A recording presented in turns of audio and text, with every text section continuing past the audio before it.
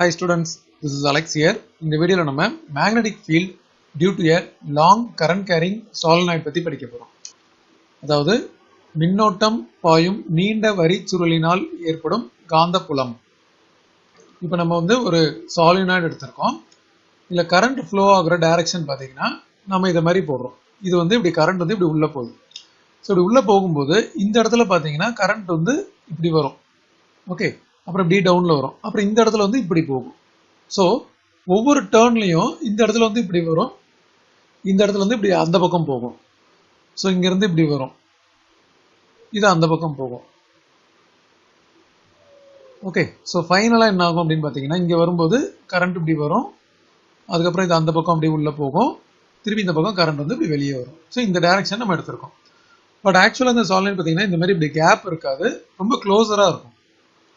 And right hand palm rule படி இதோட magnetic ஃபீல்டோட direction பார்த்தீங்கன்னா இது மாதிரி இருக்கும். இன்சைடு ஆல்மோஸ்ட் பேரலா இருக்கும். இது நம்ம ஆல்ரெடி ப்ரீவியஸ் வீடியோவில் பார்த்தோம்.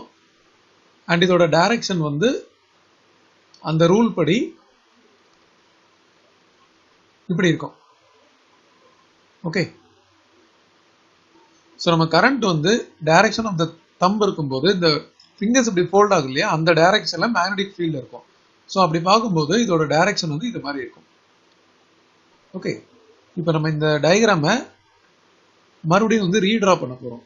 அதாவது இந்த பார்ட்டை மட்டும் தனியாக எடுத்துக்க போறோம். இந்த பார்ட் இருக்கு இல்லையா, இந்த டாப், இதை மட்டும் தனியாக எடுக்க போறோம். அதே மாதிரி இதை மட்டும் தனியாக வரைய போறோம்.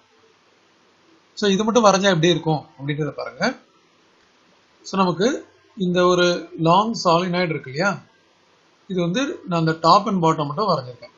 ஸோ ஒவ்வொரு இடத்துலையும் நமக்கு அந்த டேர்ன்ஸ் வரும் இந்த இடத்துல. ஸோ இந்த இடத்துல நான் இப்படி வச்சிருக்கேன். இப்படி வச்சா என்ன அர்த்தம் அப்படின்னா, இந்த மேக்னெட்டிக் ஃபீல்டு லைன், ஐ மீன் இந்த கரண்ட் டைரக்ஷன் இதுக்கு பர்பண்டிகுலர் டு த பேப்பர் இருக்கு, இப்படி வெளியே வருதுன்னு அர்த்தம். நம்ம இங்க ஆல்ரெடி இப்படி வரைஞ்சிருக்கோம் இல்லையா, இங்க இருந்து இது இப்படி வருது. ஓகே, இது இந்த பக்கம் உள்ள போகுது இல்லையா, அதை நம்ம இன்டு அப்படின்னு போட்டுக்கலாம். ஸோ ஒவ்வொரு டேர்னுக்கும் இதை மாதிரி நம்ம எடுத்துக்கணும். ஸோ நான் கண்டினியூஸா இந்த இடத்துல போடுறேன். ஸோ ஒவ்வொரு டேர்னுக்கும் இந்த மாதிரி நமக்கு கரண்ட் ஃப்ளோ ஆகுது. ஸோ நம்ம ஃபுல்லாக கம்ப்ளீட் பண்ணியாச்சு. ஸோ நான் ஆல்ரெடி சொன்ன மாதிரி இந்த டாட் வச்சிருக்கிறது பாயிண்ட்ஸ் அவுட், அதாவது தாளை விட்டு வெளியே வரும் கம்பிச்சுருளை குறிக்கிறது. அது கரண்டோட டைரக்ஷன். அதே மாதிரி இன்டு போட்டிருக்கிறது தாளுக்கு உள்ளே செல்லும் கம்பிச்சுருளை குறிக்கிறது. ஸோ நம்ம கரண்ட் இந்த டைரக்ஷன் எடுத்திருக்கோம் இல்லையா. ஸோ இப்போ நம்ம இங்கிருந்து இதை பார்க்குறோம் அப்படின்னா இது நம்ம எண்ட் ரூல் யூஸ் பண்ணணும். இங்கிருந்து இப்படி பார்க்கும்போது கரண்ட் இதுல கிளாக் வைஸ் டைரக்ஷன்ல போகுது. அப்போ இது சவுத் போல், இந்த பக்கம் நார்த் போல் இருக்கும். அப்போ நமக்கு magnetic lines inside the magnet, இது இப்போ ஒரு பார் மேக்னெட் மாதிரி இல்லையா. So magnetic lines from south pole to north pole வரும். ஸோ அதோட ஃபீல்டு லைன்ஸ் இப்போ நம்ம இங்க வரைய போறோம். ஸோ இந்த இன்சைட் த சாலினாய்டு இது மாதிரி பேரலல் லைன்ஸா இருக்கும். ஸோ நம்ம இப்படி மேக்னெட்டிக் ஃபீல்ட் லைன்ஸ் வரைஞ்சாச்சு.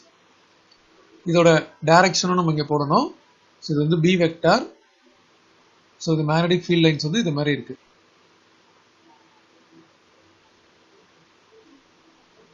ஓகே, இப்படி போட்டாச்சு. இது இந்த ஒவ்வொரு டேர்னை நம்ம செப்பரேட் பண்றதுக்காக நம்ம இந்த இடத்துல தனித்தனி பாக்ஸ் மாதிரி போட்டுக்கலாம். ஸோ எல்லாமே தனித்தனி பாக்ஸா இருக்கு. ஸோ இங்க எல்லாமே கம்ப்ளீட் பண்ணியாச்சு. நம்ம இந்த சாலினாய்டோட டோட்டல் லென்த் எல் அப்படின்னு நம்ம எடுத்துக்க போறோம். ஸோ எல் அப்படின்றது டோட்டல் லென்த். அதுக்கப்புறம் என் அப்படின்றது நம்பர் ஆஃப் டர்ன்ஸ், எத்தனை டர்ன்ஸ் இருக்கு. இப்போ நம்ம total magnetic field inside the solenoid கண்டுபிடிக்கிறதுக்காக ஆம்பியர் சர்க்யூட்டல் லா யூஸ் பண்ண போறோம். இதுல நம்ம ஒரு ரெக்டாங்குலர் லூப் கன்சிடர் பண்ணலாம்.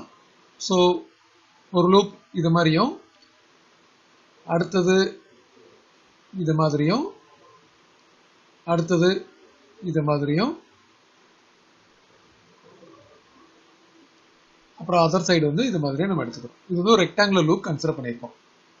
ஓகே, ஸோ இந்த லூப் இங்க ஸ்டார்ட் ஆகி இது மாதிரி இப்படி போய் திருப்பி இந்த பக்கம் இப்படி கம்ப்ளீட் ஆகுது.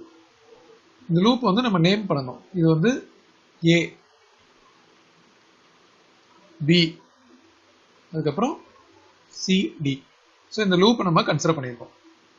இப்போ ஆம்பியர் சர்க்யூட்டல் லா படி இன்டெக்ரல், அதாவது closed integral b vector dot dl அப்படின்றது பார்த்தீங்கன்னா மியூ நாட் இன்டு ஐ.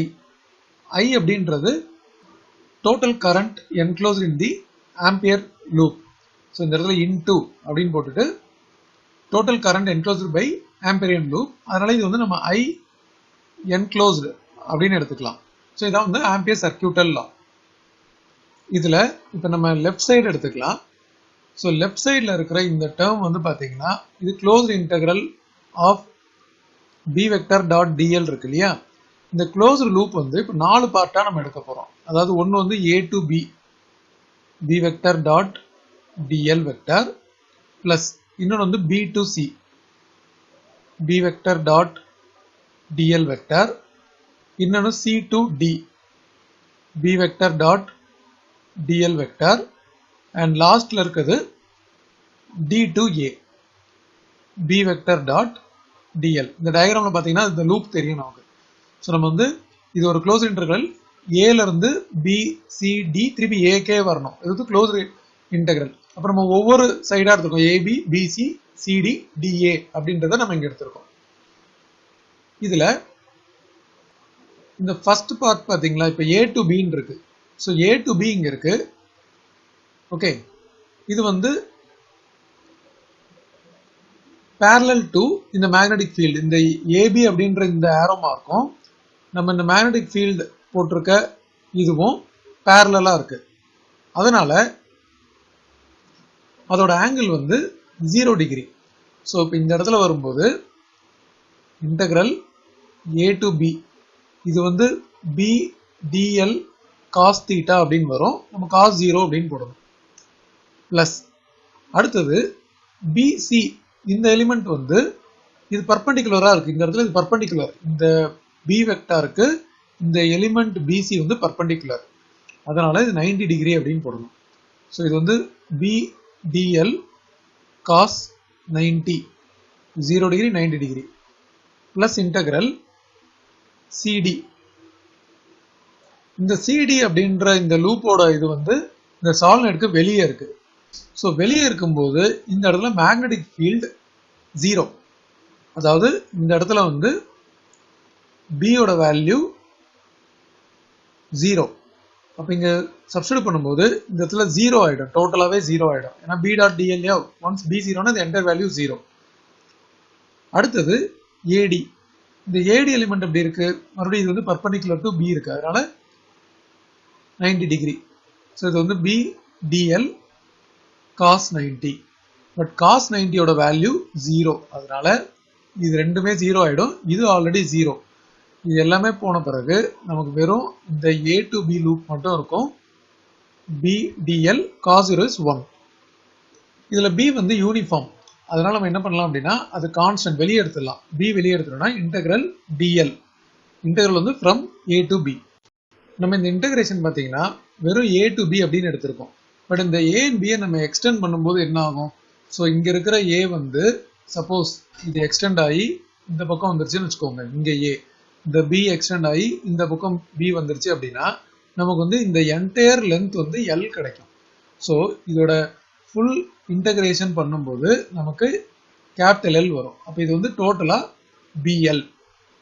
ஸோ நம்ம என்ன பண்ணியிருக்கோம் அப்படின்னா இந்த ஆம்பியர் சர்க்யூட்டல் லால நமக்கு லெஃப்ட் ஹேண்ட் சைடை நம்ம கண்டுபிடிச்சிருக்கோம். இது வந்து பிஎல் அப்படின்னு கண்டுபிடிச்சிருக்கோம். அது equal to mu naught into I enclosed இல்லையா.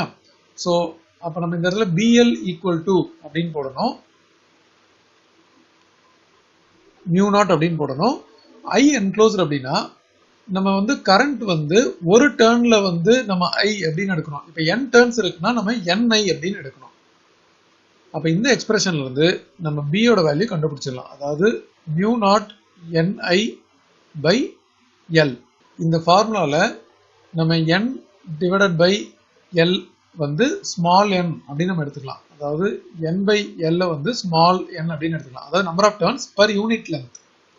ஸோ அப்படி எடுக்கும்போது நமக்கு பியோட formula b is equal to mu naught ni அப்படின்னு வரும்.